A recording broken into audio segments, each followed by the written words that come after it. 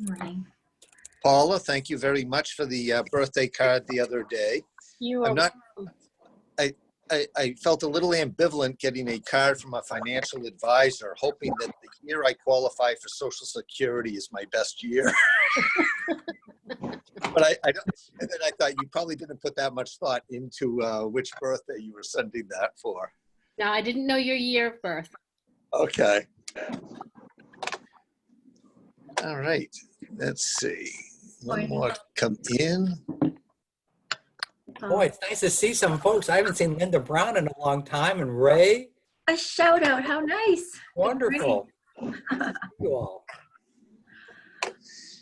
And Linda, we owe everything to because she's responsible for having delivered Jill to our doorstep to help us out with our work. I'll take credit for that one for sure. Excellent. She's a golden nugget. Okay. All right, Courtney, are we recording on this? Is it going? All right. Yes, it's recording. We're all set to go. Well, good morning, everybody. This is another in our series of virtual meetings with a chance to meet some of our leadership in the chamber and some of our leading organizations throughout the chamber. Ken Quigley, president of Curry College, is joining us today. And with all of these programs, this isn't just 40 minutes just about the CEO or the organization. It'll be a group conversation, so you're all welcome. But I do want to start with Ken. Ken was one of the first people I met when I was accepted into the chamber. He was on the board that voted me in as the president about 15 years ago. And we developed a great friendship, and I have learned why everybody I've spoken to over the years have told me about what a great inspired leader Ken has been and his work at Curry College. So Ken, I'm going to ask you to do a couple of things in just a few minutes. One, talk a little bit about the history of Curry, because I think it's interesting with its ties with Alexander Graham Bell, of all people. The conditions you found it in, because everyone's kind of thinking through, gee, this is a tough time for business, and they ought to hear your story of when you took over as president of the college. And then we want you in about 30 to 40 seconds describe what the entire future of higher education is going to look like and if you reopen in September. So with that, welcome Ken, and cover all of those in a fairly brief time. Thank you everyone for dialing in. I see a lot of friends on the call. Hey, before I get started though, I wanted to take one moment. I live in Milton and I work in Milton. And I wanted to call out the great leadership that Rich Fernandez has given to Bethany Deaconess Milton Hospital under these incredibly trying times. I think they're very fortunate to have Rich Fernandez as their CEO. He's done a great job there and made a difference in this community broadly, Rich. I see Joe Sullivan's on the call as well. I know Mayor Sullivan serves on the board of the Bethany Deaconess Milton as well. I want to thank both, but I want to particularly call out Rich's leadership. He's done a great job in town. Yeah. So, speaking of town, Curry College moved to the South Shore in the mid-50s.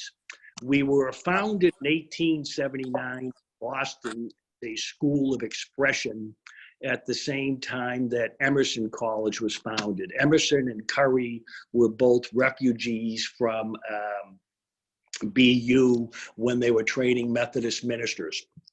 And we remained in we remained in Boston for a number of years, very small institution, and moved to Milton in the early 50s and acquired probably at that time 50 acres. The campus now is about 130 acres.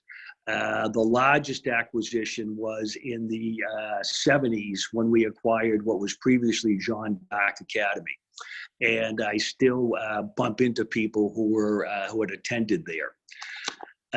I've worked at Curry substantially all of my adult life. I've worked at Curry one job or another since 1985. I started as an adjunct faculty member in '85. I was teaching then concurrently in the MBA program at Suffolk, the tax program at Bentley, and business law at Curry. I had the good fortune to join the full-time faculty in '88 and started doing this particular job at our college in 1996. We were a very different place in 1996 than we are today. In '96, we had about 850 traditional 18 to 22-year-old students, of whom 550 were living on campus. Today, those 850 students are about 2,050, with about 1,700 living on campus. We had at that time about 300 adult students in continuing ed programs. Those numbers now are 1,100 to 1,200 students. We had one graduate program at the time. We currently have 5 graduate programs. We have a master's in nursing, a master's in business, a master's in education, a master's in criminal justice, and a master's in accounting that's fully online. Those 300 or so employees of our college in '96 today number about 875, with about another 110 outsourced permanent jobs on campus that are either dining services or cleaning services. We have about 1.1 million square feet under roof. And of that 1.1 million square feet, 600,000 of those square feet have been built since 1999. The rest were built between 1850 and 1969. So we have been a pretty good growth story. And like all institutions of higher education, we are under tremendous stress right now. Those 850 employees, which are about half faculty and half staff, full-time faculty are about 140. Full-time professors, 200 to 300 adjunct faculty, depending upon the time of year, and about 425 to 450 staff employees. About all in, about a little under 500 benefit eligible, receiving health, dental, life insurance, pension plan contributions, those sorts of things. None of those people have been on campus since March. The COVID started to break in February. We probably had 30 or 35 students internationally, Australia, Spain, Japan, Italy, that sort of stuff. And we started paying attention in February. By the end of February, we had canceled our spring break trips. There were 2 educational trips scheduled over spring break, which was mid-March. There was a trip to Nottingham, England for English, and there was a trip to Havana, Cuba for politics and history. We canceled both of those at the end of February. Italy was the first nation to go to level 3, where we had students. And once it tapped level 3, we started trying to bring them all back. In mid-March, we were on spring break. And while the students were on spring break, I think March 11th, we told the students that we were going to extend spring break by a week, that we were going to use that week internally to mobilize the transition of the academic enterprise to 100% online learning. Many of our classes were already what's called hybrid, where they're part online and part bricks and mortar classrooms. We had 2 fully online courses, an RN to be a registered nurse to BS, and a Master's of Science in Accounting were the 2 fully online. We have one of the largest undergraduate, graduate, and second degree nursing programs in the state. And we had a fully online program there. So we spent that week transitioning. and launched the academic enterprise fully online a week later. And I think all things considered, it's been going very well. I hope it's not what the future realized as far as in September, because that would not be good for most colleges. You know, we read about the big endowments that colleges have. That's a few of them. Most colleges are actually tuition dependent, and where they really generate the bulk of their positive contributions are in room and board. When we canceled the back, we told students we didn't know if they'd be coming back or not.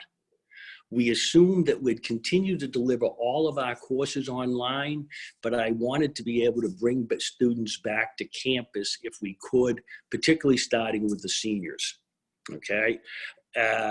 When Governor Baker gave his second update, we had at that point sent everyone home, and we had also closed our daycare center. We have a daycare center that does about 65 young people. And we had closed the daycare center. And when Governor Baker gave his second order, we said students are not coming back.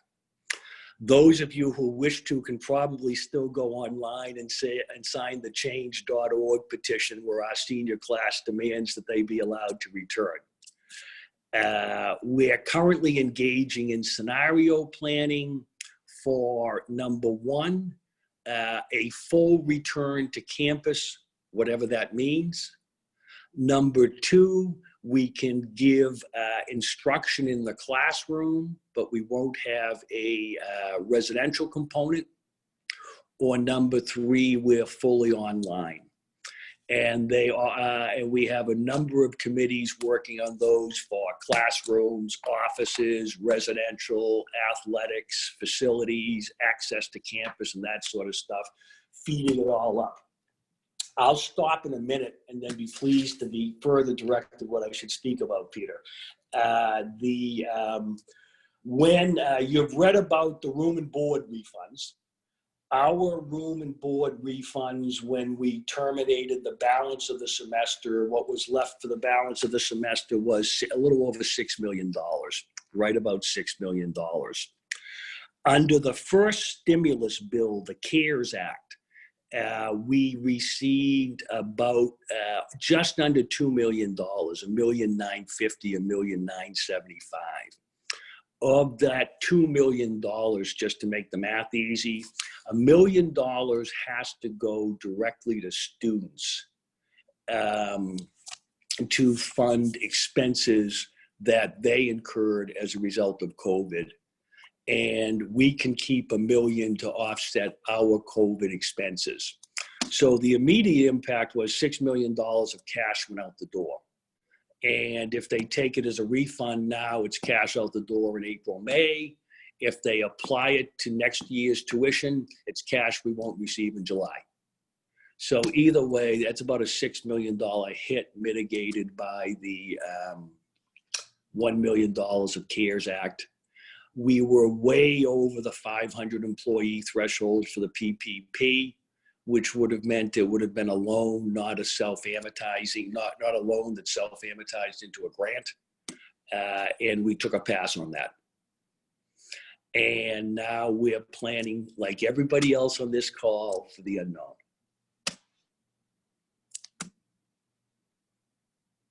I think you're muted, Peter. Okay, go ahead. Yeah. Now you're on. A lot of our members are going through the individual equation of what it means to reopen, and they're looking at their infrastructure, which includes employees wanting to come back, customers willing to come in, daycare for their employees, or transportation. Under your scenario 1 and 2, virtual or come back but don't reside on campus, fully come back. What are the infrastructure or support issues you have to look at for your community? If you bring people back but they can't reside on campus, does that cut out a lot of people from wanting to? Because for some, that wouldn't be practical. Yeah, a few things. The issues, like everybody has, are tremendously complex. They start with testing, the return, but just some of the issues we're dealing with. So we've added about 1,000 beds in the past 21 years. Our recent facilities have won architectural awards for creating living and learning communities by academic cluster, where you have students, all groups, provide them micropods, they interact with the appropriate technology and so forth. Those buildings that won us awards over the past decade are now the exact opposite of what people want, right? I told those folks they shouldn't have built those buildings like that, all right? Classrooms. We have, most of our classrooms probably have a capacity under the building code of 32 students. Under social distancing, those classrooms are probably going to accommodate 16 students. What do you do with that? If we have historically 1,700, 1,750 young people living here, what do you do when a residence hall of 75 students has 2 kids test positive, who went to 5 classes, 8 in the dining hall, theater production? What do you do when a 65-year-old professor says, I'm not going into the classroom with 20 students who live in a residence hall? It just goes on and on. And, and our challenges are no different than the challenges anyway. What do you do with athletics? Colleges like Curry, athletics is a tremendous enrollment driver. 22% of our students are student athletes. They graduate at a much higher rate. They have higher GPAs, and they have mandatory community service and all. If there are no athletics, we'll see less students. Our room and board revenue for a year flirts with 30 million. Which is, which goes to fund payroll. So we have a number of variables we're planning for, Peter. I do know the daycare is not opening until at least July. And is that daycare for the community or for your staff and students? Yes. For all of it? Yeah. The existence of the daycare center actually is within the collective bargaining agreement with the faculty union. And we provide it available to staff, to students, and to the community as well. It's a very neat place. We built it this building we built about a dozen years ago. It's like you took a great building and put it in the dryer and shrunk everything. And you walk through, the windows are low, the bathrooms are low. It's a very cool building. But, all of us are very concerned. Most colleges, if they aren't open residentially in the fall, are going to have challenges. We're regulated by 2 fundamental, 3 agencies. We're regulated by NETCHI, which is the regional accreditor. Accreditation of colleges and universities in Massachusetts is by geography, and all of the 6 New England states, Harvard, Yale, Curry, Colby, are, and by the way, Peter, I looked to see what Colby got under the CARES Act as well, are all regulated by a place called NETCHI, which I chaired the board of for a number of years. And we received a letter from NETCHI, everyone did, last Friday, with a laundry list of events that they, for both private and public institutions, they want immediate notice of. We got communications from the Department of Higher Education, the Mass Department of Higher Education, saying that they had accelerated their financial screening of colleges and universities, and they were going to start it in May. The only people we haven't heard from last week was the Federal Department of Education. So the regulators are very concerned as well.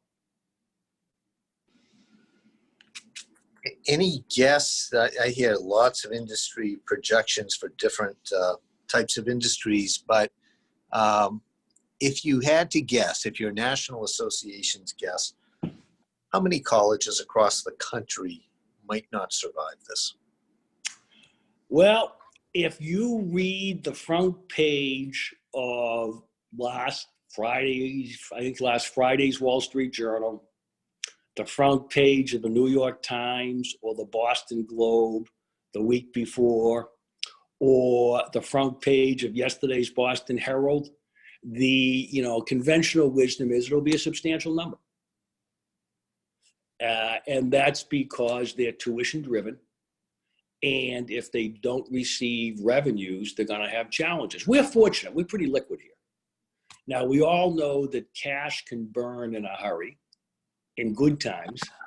We know that cash can burn in a hurry when you have no top line. Am I getting this right, Chris Odlinson? Yeah, I'll tell you what, that's why you're the professor. You got it down. I was thrown out of the classroom years ago. All right. So we're lucky. We're fortunate. We've built up an endowment where unrestricted cash and investments are north of $100 million.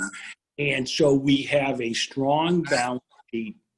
We have a tremendous stress on our operating statement.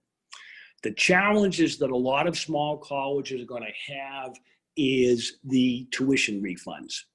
So that's $6 million room and board refunds. The $6 million, the lawsuits have started for the tuition refunds though. So that's $6 million of room and board that we refunded. We wrote a check for it. It's not happy. I'm happy we were able to do it. A lot of places are going to go to their line of credit to make that payment. And many of your smaller colleges, which are typically the larger employers in town, rely on the line of credit to make the June and July payrolls before tuition start rolling in. And if those institutions have gone to their line of credit for the room and board refunds, it ain't going to be there for payroll in June and July. That's why the first item on our accreditors' bullet list of immediate notification were perceived or potential liquidity problems between now and September. The other thing, Peter, geez, I don't mean to down everybody here. The other thing is that most places are planning for materially reduced enrollments in the fall.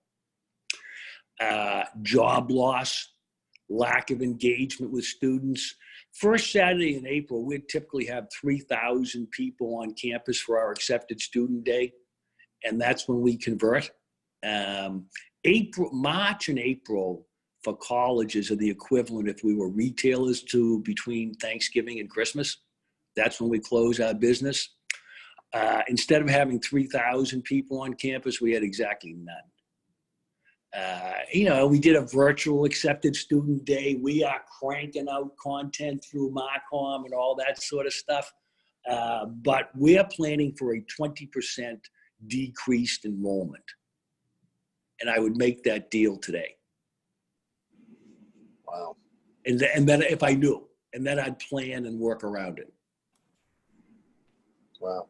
So you're a big operation, but you're a nonprofit. We have several nonprofits that are participating in this.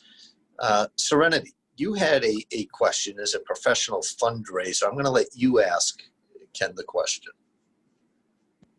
Hi. Hey, Sandy, good morning. Nice to see you. So I think, as a fundraiser, my question always is about the private fundraising and how has that been impacted with Curry? I know that it's going to be impacted across the board, especially amongst smaller colleges and schools. And so how has that impacted your fundraising strategy and your fundraising efforts at Curry? Serenity, it's nice to see you. I hope you're enjoying your new role. Oh, I'm loving the homeschooling and the working at the same time. It's awesome. Right. I forgot about the homeschooling part. So fundraising is impaired. It's, it's impaired across every industry, as you know, because people don't feel as wealthy as they did before the stock market entered and exited bear market territory in March. The other thing is donor engagement.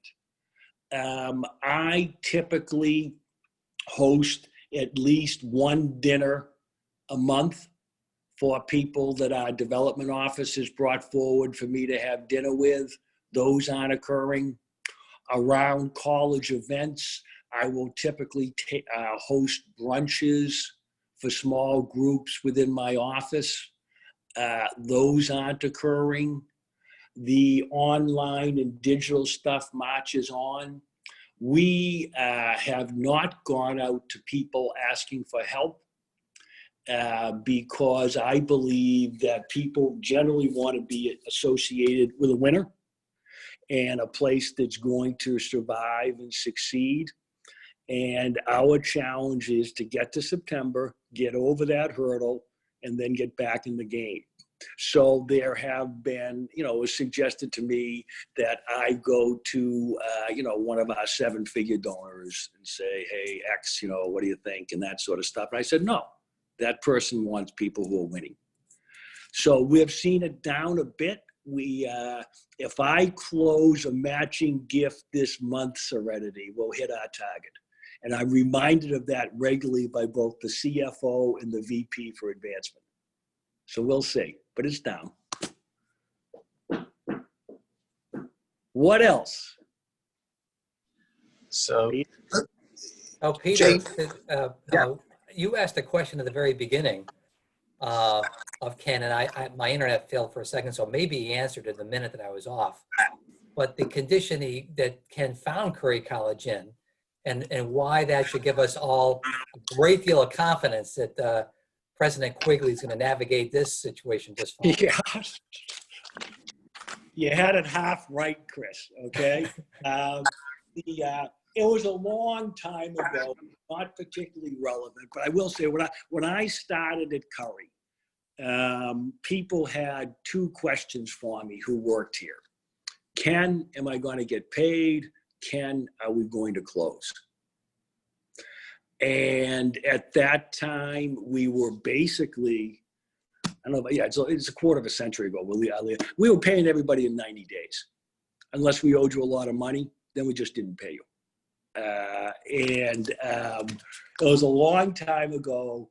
We've been an investment grade credit for probably 15 to 17, 18 years. Our debt is now privately held, so we don't have a rating or a shadow rating. But we became investment grade and maintained the investment grades and got updates for probably 15 years. But we were too small, Chris, was one of our challenges. The difference is, though, I think too, Chris, is most of our challenges then were in the micro environment. They were internal to us. Our challenges now are in the macro environment, which make them more challenging, but no less our responsibility, I guess. So we had some challenges. I wasn't taking payroll, Chris. Few of us weren't. I would like to not revisit that either. May I ask a question? Of course. So I'm the mother of a high school junior, and with the anticipated decrease in enrollment in the fall of 2020, are we going to have a floodgate open and a mad rush in 2021 when he would be entering college? It's possible. I hope not, because that would foreshadow a very challenging September of 20 for most institutions.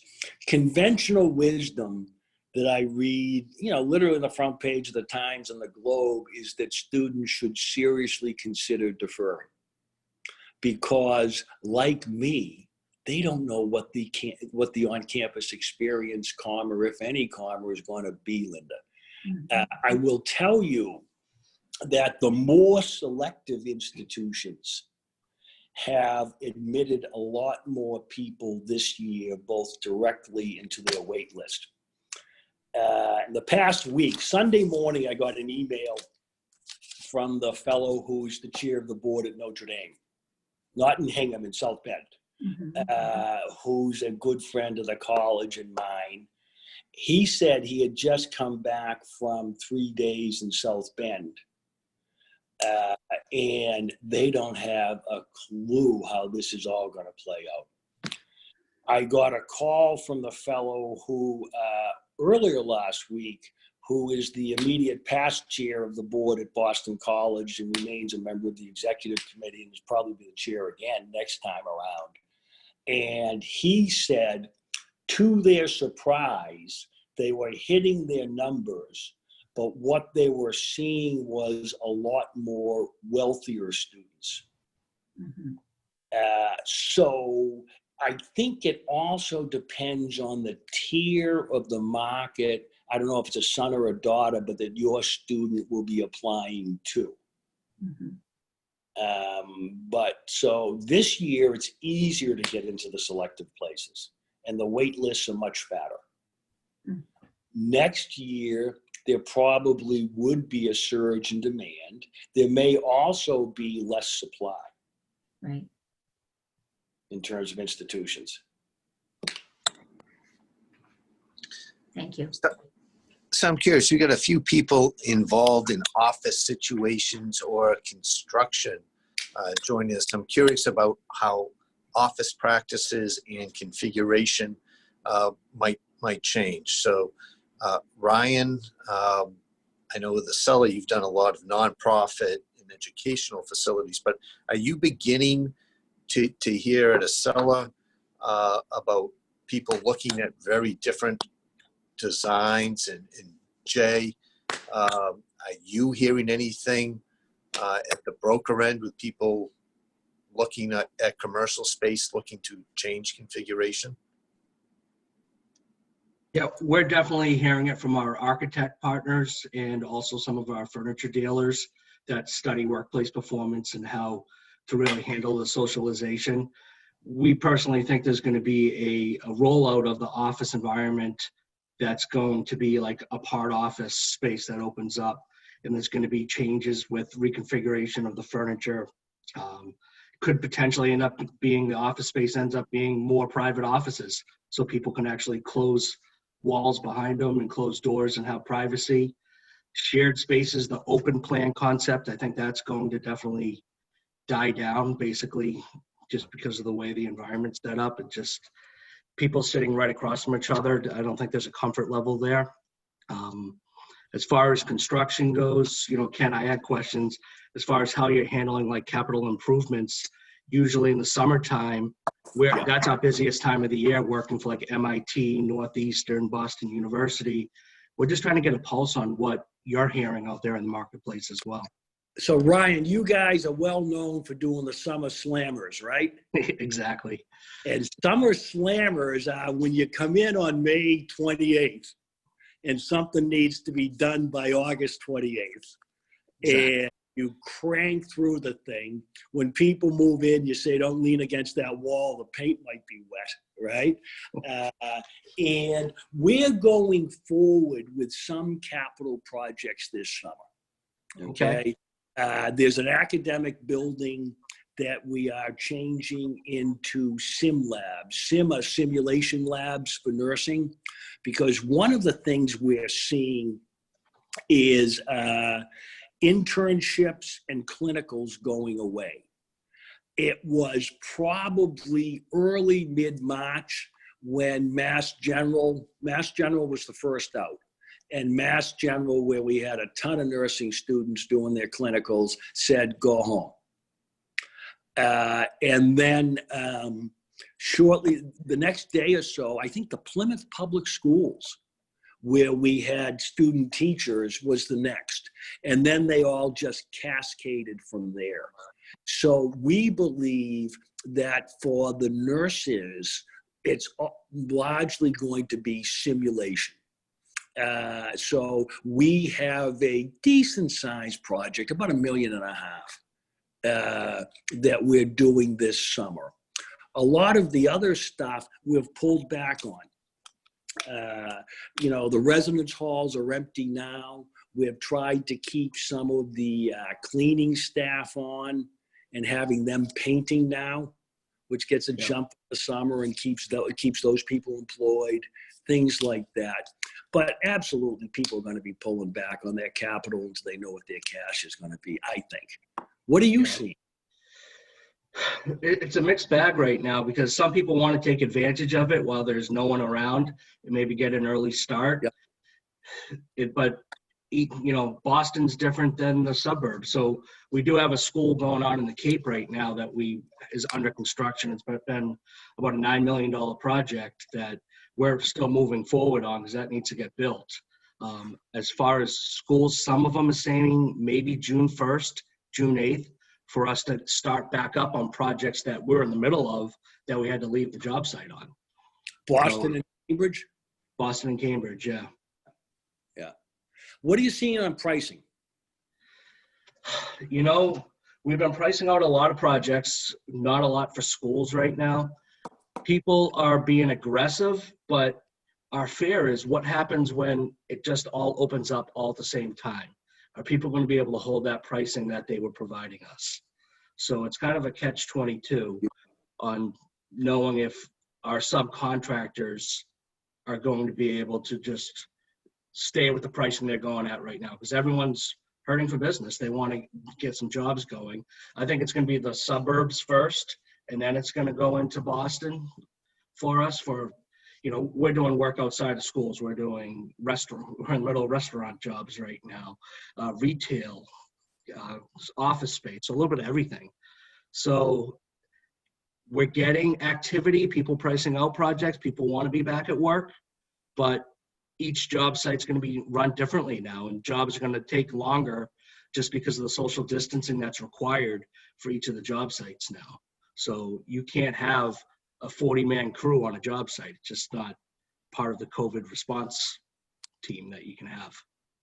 Gilbane has done a very good job marketing COVID response. They're the only ones I've really seen out there. And for some reason, I'm on Gilbane's list. And they've done, Ryan, I think, a really good job marketing opportunities. They're also publishing, with red, green, and yellow pricing. Yes, I saw that the other day. And largely green, right? Yeah, the other part of it, though, is getting materials.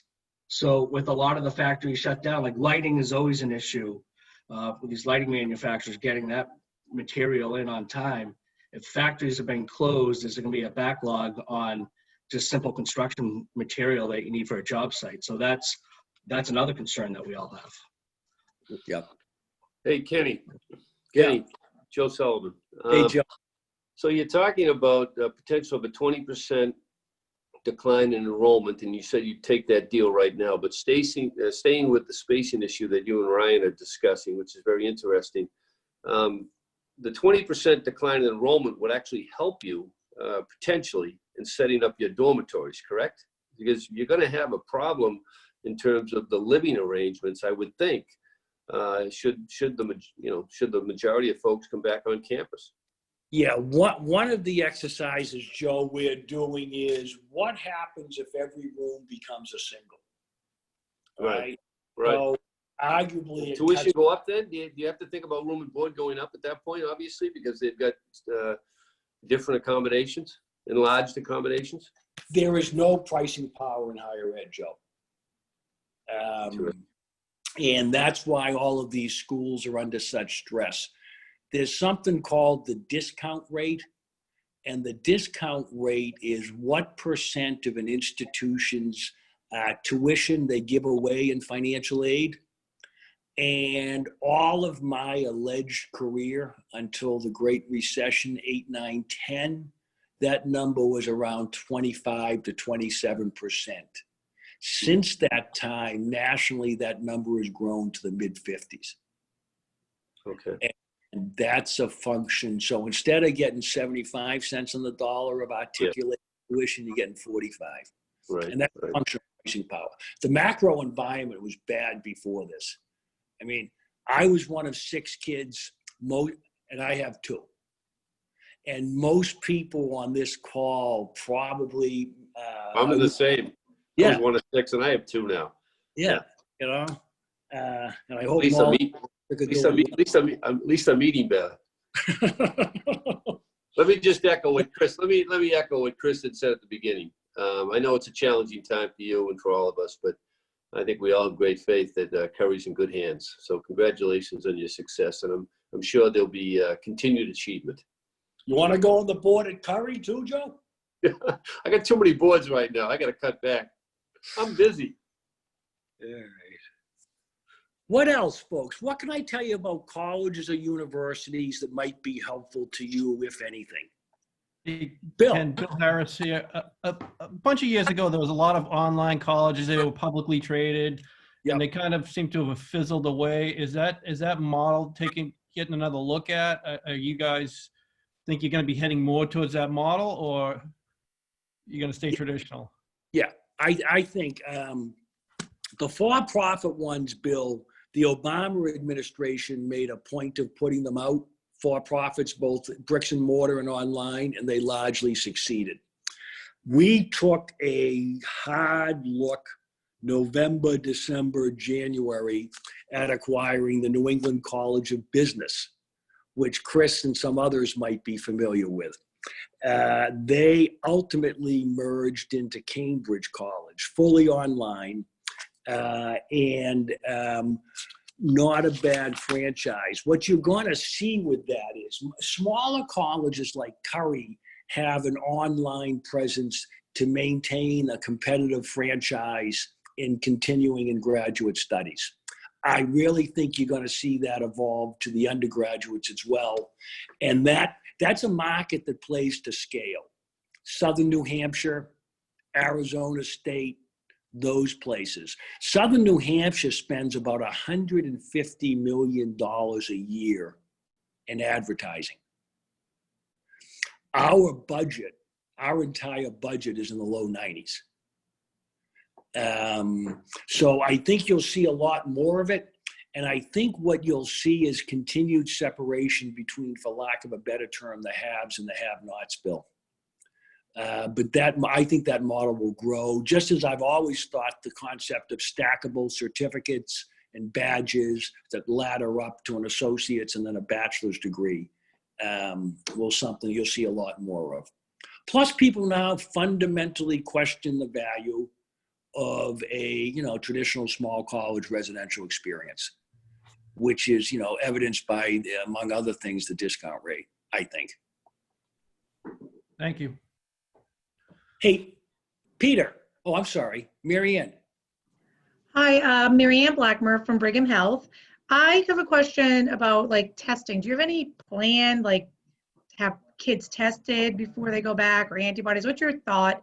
It's also new, but parents are going to ask, and I just want to let you know, Curry's doing a great job. I actually graduated from college 2 years ago from another institution, but I did hybrid courses, and it was great. Good. And by the way, our nurses are doing a great job too. We've got about 25 senior nursing students who have not yet graduated, who went as a group to Tufts and working in Tufts. And then we've been cranking out great content, or digital content about all the different nursing students doing great things. Mary Ann, I started the commercial. I forgot the question. Question was about testing. So, for admission, if you're going to start on campus things, you're going to be able to do testing. Are you going to the antibody test? Just somehow ease people's minds about being together again. I don't see how we don't. I have, I asked the person who runs our health services, I think does a great job on public health matters. We were on a call the other day, and I asked her if anybody knows what testing costs. And she said, and I assume things will change, about $120 a test. Does that sound right? Sorry, I don't know. That's above my pay grade. So, I mean, I'm if you, community outreach. I'm sorry. I should have said that before. okay, if you take $100 a test, right? Do 2,000 students and 1,000 employees coming and going between us and all the other stuff. So there's 3,000 people to test. If you test them once, if it's $100, it's 300,000. If it's $50, it's 150 grand. Then how often do you test them? Right? Those numbers are going to add up in a hurry. I'm pulling those numbers out of the air, but without doing that, it ain't going to happen. And then, Mary Ann, again, there's going to be outbreaks, right?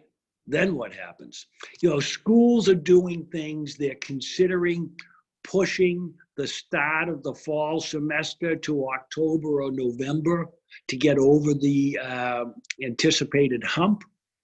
They're looking at teaching in modules of quarters or fifths so that it makes it easier to vacate the campus and come back again if you have to. I was on a call yesterday where two members of the Return to Work Committee that Governor Baker formed for the May 18th were on the call. And yeah, we'll see. We'll see. But, you know, I don't know, you know, it's incredibly complex. It's the amount of resources, financial and human. But if you don't do it, I don't see how we're going to reopen. Right. I do think insurance will cover a lot of those costs. Really? Yes. And I think, you know, I think you'll see it's a public health issue. So I do think you should look into that. But you're doing a great job. I mean, there is no easy answer to any of this, that's for sure. No, we're trying. I work with some great people. We're trying like crazy, you know. Hey, Pete, before you go ahead. I was going to say, I've got a couple past chairs who are joining us, and Paula Harris had a question, who was raising her hand a moment ago, so I wanted to recognize her. Hi, Ken. Paula. How are you? Good. How are you? Good, thanks.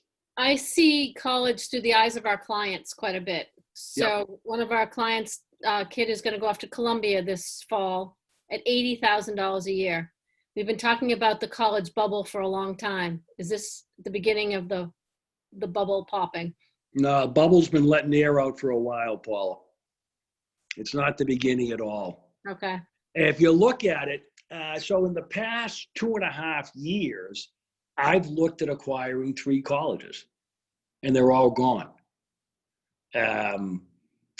Mount Ida, where we picked up a lot of students. The students are transitory. They come, they go. You know, their remaining credits you can discount to a cash flow. But we've picked up professors who had great programs that are attracting and retaining students. Looked at buying the Newberry campus and the college, decided we couldn't do it without a financial backstop, tried to sell the campus to BC and we'd take the students. That didn't work out, and now they've closed. Looked at most recently New England College of Business, and now they've merged into Cambridge. This has been going on for a while, but this may well be the combination of the refunds, Paula, and what happens in September, I think will just be accelerate what's been going on for a long time and call the question for a lot of places.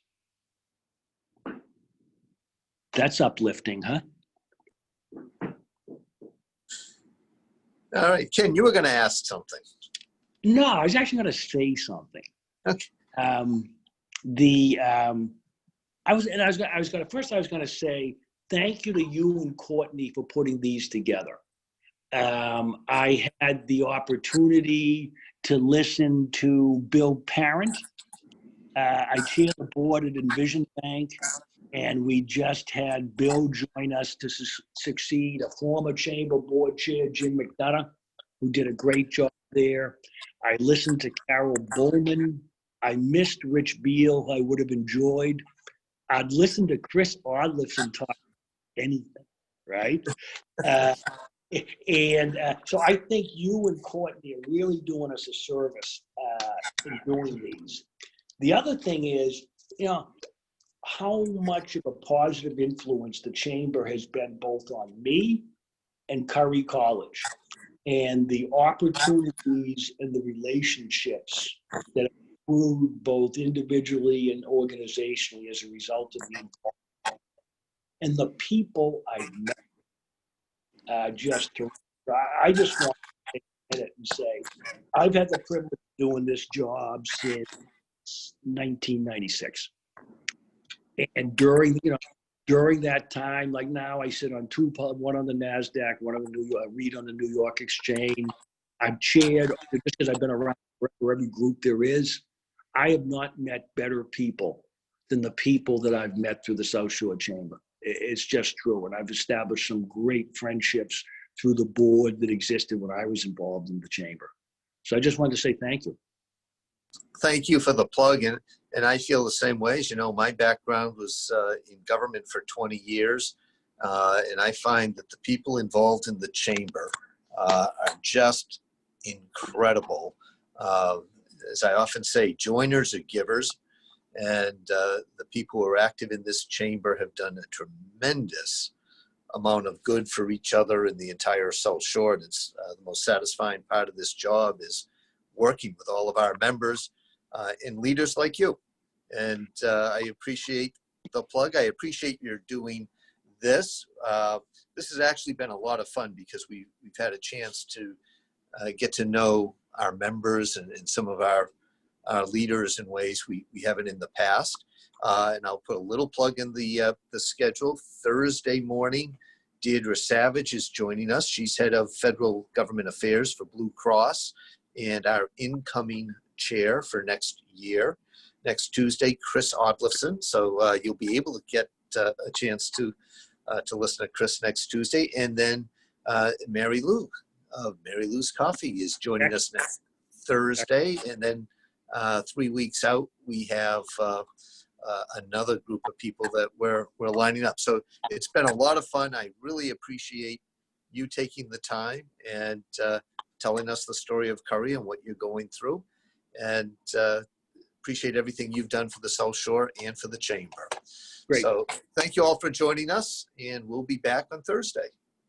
This is where you hit leave meeting. Thanks, everybody. Thank you. Take care. Thank you very much. Thank you.